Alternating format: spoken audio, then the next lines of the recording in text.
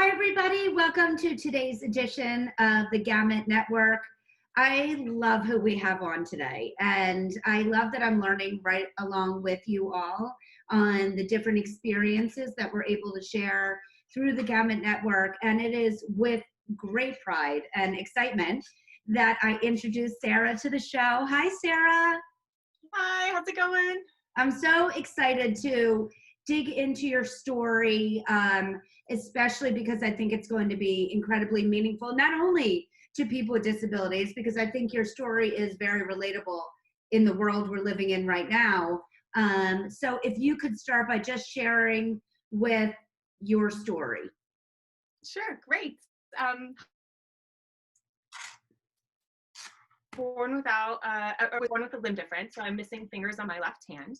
And I had a surgery when I was a year and a half old. It was an experimental surgery to see whether or not there would be any type of functional gain as a result of the surgery. So I had bones taken from my toes and they were put onto my hand. This was done at Shriners Hospital for Children in Northern California.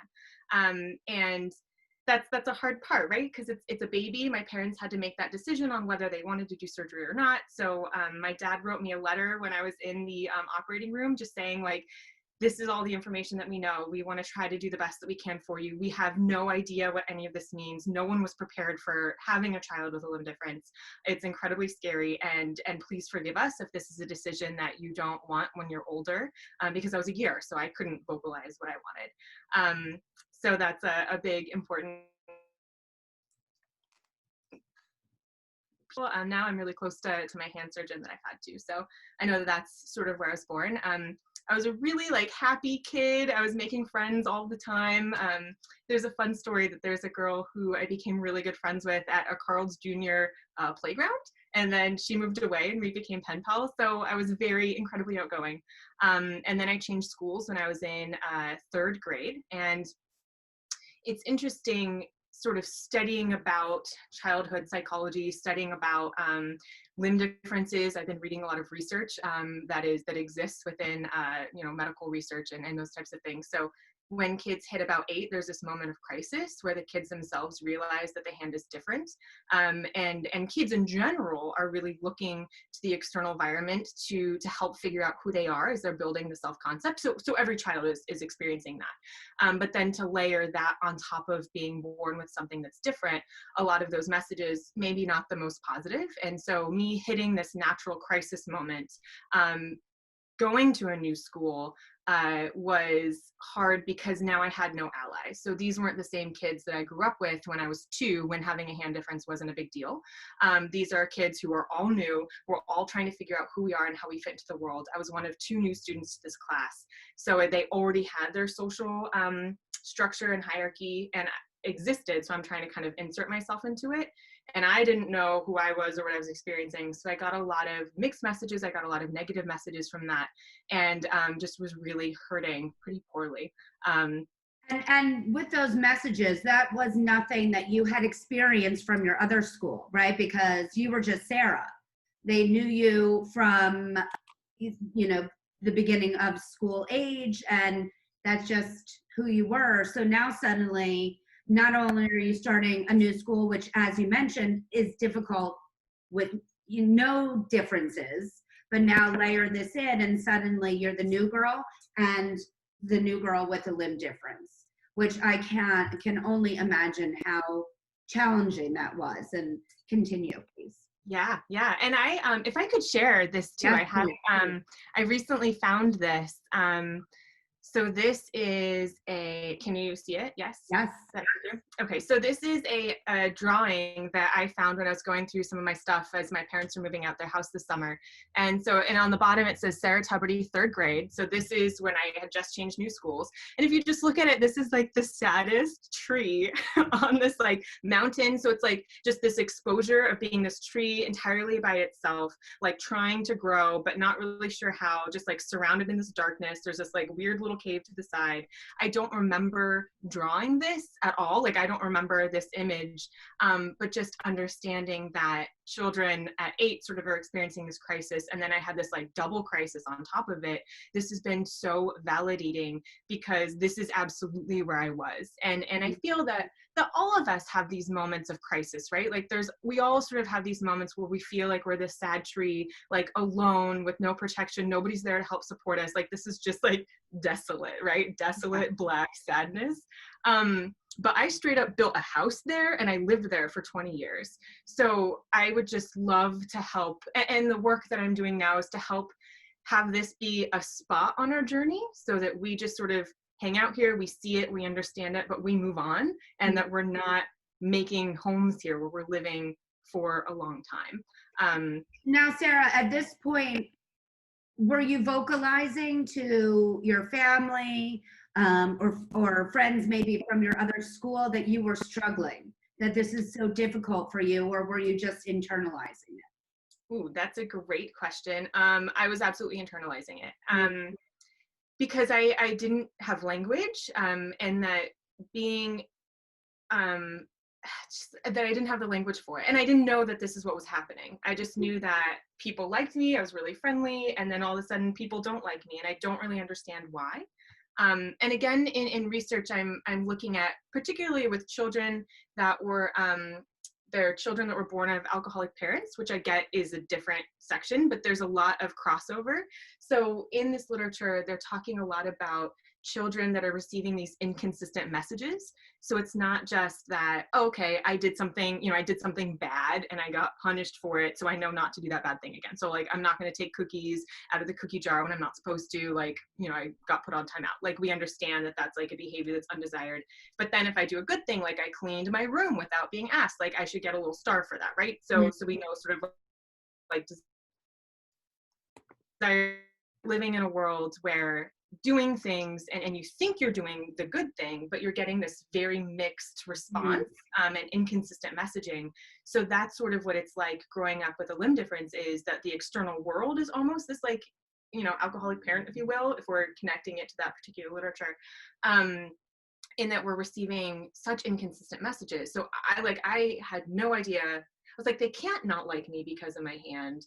And at that point, the kids were smart enough to know that it wasn't necessarily like that. They knew not to make fun of my hand, that was like a bad thing, but they made fun of me for everything else and like excluded me from things and like wouldn't pass the ball to me in basketball and just things like that where like, but I don't understand. Like, I can't even begin any of my healing or coping journey because I truthfully have no idea what's happening. And I don't know how to vocalize anything. So I must not be I must be unworthy. So then all of those types of messages happen and absolutely internalizing all of them. And then because my limb difference is little, if you will, that it is, I really much exist at the intersection by being somebody who is both disabled in the eyes of society and being non-disabled. So it's like you don't really fit in either one of those groups where, oh, I'm experiencing all of the same microaggressions that people with disabilities are, and the larger society has put me into this disabled category. But at the same time, the second I try to find pride, I'm like, okay, I'm disabled. They're like, no, you're not. Like, because you're still able to do all the things you can. Then you're like, but what? So interesting, and a really important point that I just want to spend a minute on, because I think there's a very big part of the population that can really empathize with what you're saying, and that's the part that has invisible disabilities. Yes. Whether that is cognitive, or whether it's somebody like my son that he has muscular dystrophy but is not in a wheelchair at the current point in time. So if you look at him sitting on a bench, you would say he looks like a typical 15-year-old. However, the second that he starts to move, or you see him kind of in comparison to other 15-year-olds, you would think that there's something wrong, but it's not as clear as if he was in a wheelchair. So then suddenly, to your point of messaging, that's weird. He falls into this category of he walks weird, he doesn't run, his body shape is a little weird, and that's a really challenging place to be in for kids, especially as you're entering into your teenage years. So I think that's very important, even from the side of the world of disabilities, that you don't know where to fit in. where are you in the scope of it? You're not able-bodied, and you're not technically, because our world considers disabled this sign of a handicap Right. symbol, that you are in a wheelchair. So that's the first thing that comes into our mind. So I think that's something that I'm very happy that you brought up, because that's, you know, certainly an internal struggle within the world of disability that needs to be, you know, brought out and discussed. Yes. And it's interesting. So I went to school to be an occupational therapist. So I just graduated in September. I have my license, which is very exciting. Thanks. And within my occupational therapy program, we studied disability studies. We did like all types of like adaptation and analysis and all the things that come in with occupational therapy. And that was the first time that I was like, like I am understanding what is happening. Like I've been able to go back and analyze my childhood and know that like this is where I came from. This is why I feel these things. And in that I was introduced to Goffmans Stigma theory, which I didn't realize existed. I didn't realize there was any of this type of like disability history. Because we're missing that in our textbooks, which is a problem. And in this theory, this was written in the 60s, and it talks about that if people have, they talk about like a non-normal body, right? So I have a non-normal body, your son has a non-normal body. And so we are separated then. We are put into a different class in society that like the larger society views us, whether we, whatever, it doesn't matter. They haven't met us, they haven't seen us do any of the cool things that we can do, haven't talked to us, don't know anything about our story. They just put us in this non-normal category. And then they place all these social limitations on us based on what they think that we can do, right? And then people with the non-normal body, if we're continuing in this, the language of this theory, then we can either like take on the social limitations where we're like, okay, you know what, I'm non-normal, I can't do any of these things, which is internalized ableism, right? Because if we think that we live in an ableist society, which is focused around people who are, you know, able-bodied and are able to do the things that we think people can do, whatever, then we internalize those things and then we limit ourselves because we can't see us doing it, which is a problem within representation, which like, thank you for all the things that you're doing, because this is help changing that. Or we can then pretend that it doesn't exist. So we can sort of like pretend that we don't exist there.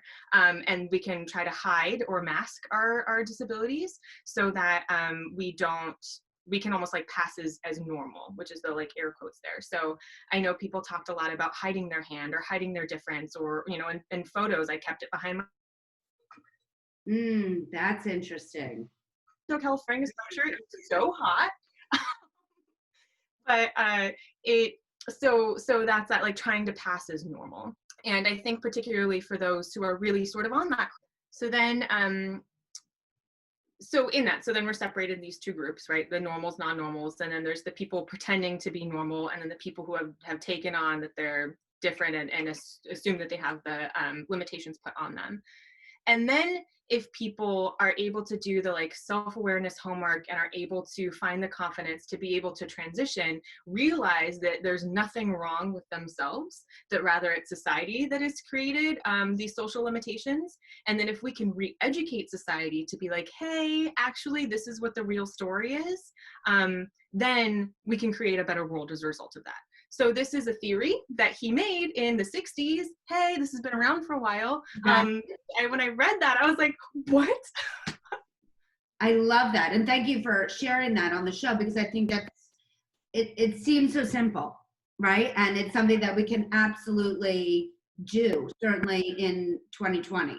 So talk to me about how you pivoted from that completely downtrodden little girl drawing pictures of black trees that you put up practically lived in that space for quite some time. How did you move on? What happened? I'm incredibly stubborn, which is a really lovely thing, but also can be kind of a hard thing. So I needed lots of points in order to fully make this change. I'm going to talk about two of them because they're sort of most recent and most feeling. one of them is that when I went back to grad school, prior to that, I was working as a flight attendant, which is a very active job. So I knew that going into school, I'd have to like sit and look at a PowerPoint. I was going to really struggle with that. So I decided to take up the aerial arts, and I started taking classes, and then fell in love with it. So it's a type of like circus performing art that is it's a lot of upper body strength. So like for me Cirque du Soleil type of. yeah. Wow. Yeah. That's amazing. It's And, so and much I fun. must question though, how do you hold? Is it just from curling your thumb around to grip? I use my elbow. Or, oh, your elbow, yes. My elbow. Amazing. Yeah. So I started doing that, and I studied that the whole time I was in grad school, and I absolutely fell in love with it. And it was a good challenge for me too, because it worked out my whole body. I was able to really like liberate and express myself in that way. And then I did a performance my last semester when I was at grad school. So it's just kind of like neatly tied everything up. And it just was so much fun because I'd spent so much of my life hiding, that here I am on top of this apparatus, and I am like wanting, like drawing attention. Like I want people to watch me in this, and I want to help change that. Like, yes, I don't have fingers, and like, yes, there's things that are difficult with not having fingers, but like I can still do all this really cool stuff. Like, how can we help change that perception on what we have for people with different bodies, right? Like there's nothing wrong with me. I'm not like broken. I'm not whatever. Like I can still do all of these really cool things. So that was a really big moment for me. And then being able to just like fully express myself in this creative space was really, really cool. And I absolutely loved that. It was so much fun. And then I've continued that on. So I'm still training in the aerial arts, and have met with a really incredible woman. Her name's Erin Ball. Up to Canada pre-COVID. I was driving up to Canada at least once a month to get additional trainings from her, and I started being in performances. So that was incredible. So that was like a huge turning point for me. So it also kind of sounds like it needed to be on your timeline. Nobody was going to be able to say to you, okay, Sarah, it's time. You have to start loving yourself. You have to start understanding that you're special, blah, blah, blah.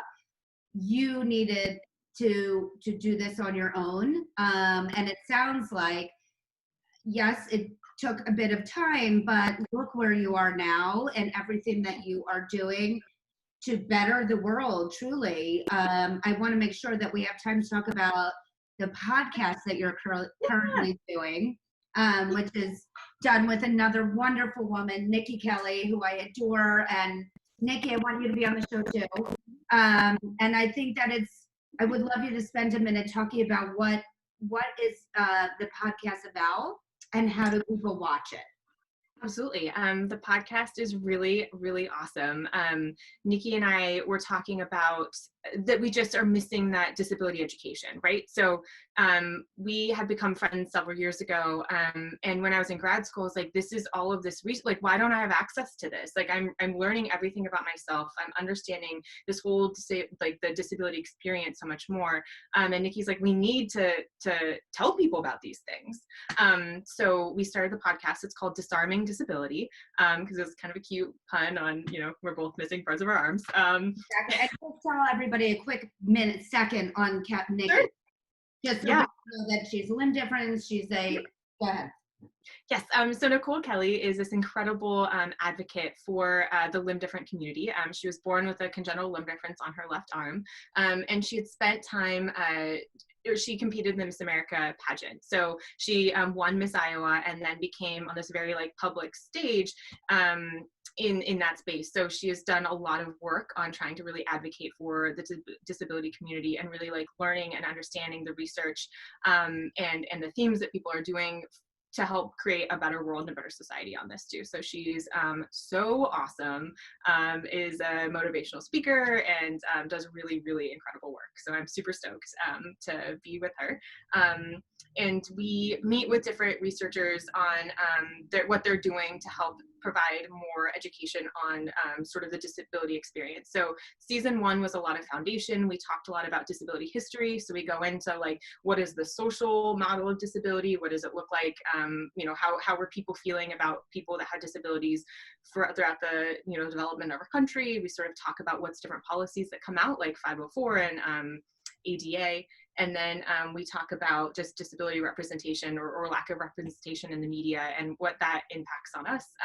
We're dropping season 2 in the next couple of weeks. I'm really excited about. Yeah, so it'll be really fun.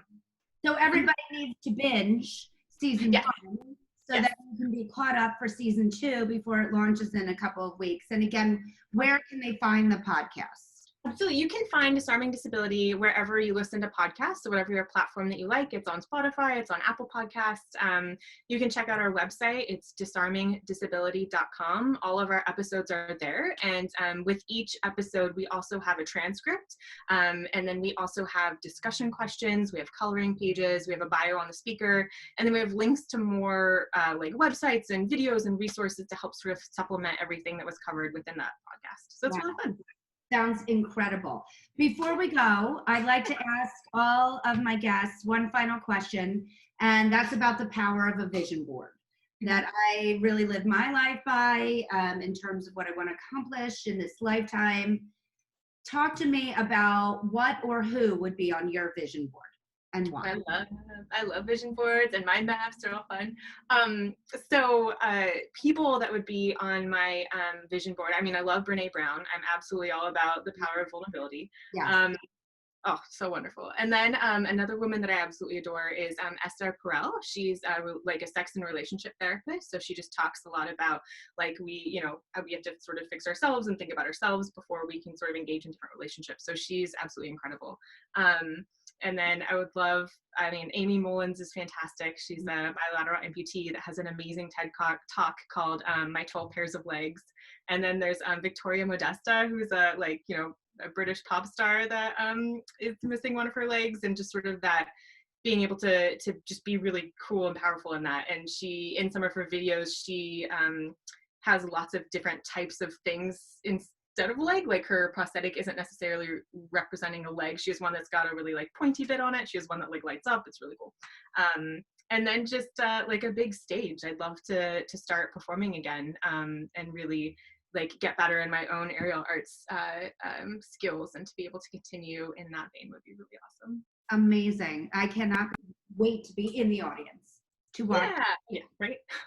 Sarah, what a delight this was. And thank you. I mean, I feel like we are the richer for listening to you and everything that you have gone through and accomplished and will accomplish in your lifetime. I can't wait to watch the podcast.